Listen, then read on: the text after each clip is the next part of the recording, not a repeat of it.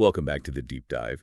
We're the show that tries to crack open those really dense topics, the real-world dilemmas, to give you that shortcut to, well, knowing what's going on. Today, we are strapping in for a pretty high-stakes look at vacation rentals, specifically hospitality policy.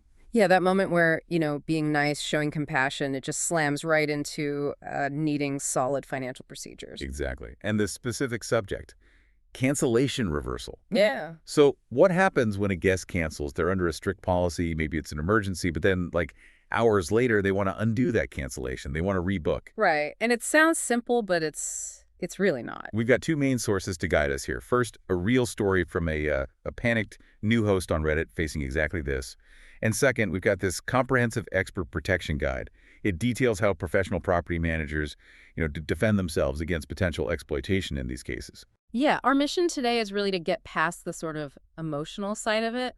We need to dissect the actual risks, what's going on when someone tries to uncancel, and crucially, give you those non-negotiable best practices. Yeah. How do you safeguard your income? Because it really is that classic conflict, isn't it?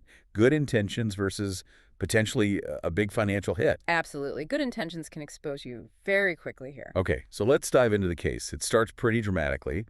This host, they had a 3-day booking lined up, July 18th to 21st, for a wedding guest, I think. And crucially, under a strict cancellation policy. Right, strict policy. Then the guest gets in touch, claims there's an unplanned surgery emergency for his wife, needs to cancel. Okay, so far seems straightforward if unfortunate.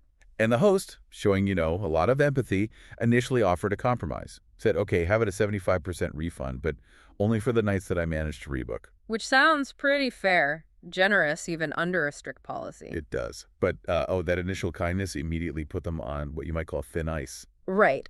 Because the core problem here, the thing you have to understand, is the guests didn't just say they were canceling. They went through the platform, clicked the button, formally executed the cancellation. So it wasn't just a conversation, it was an official action. Exactly. And the moment that button is pressed, well, that original agreement, that contract, it's closed, done.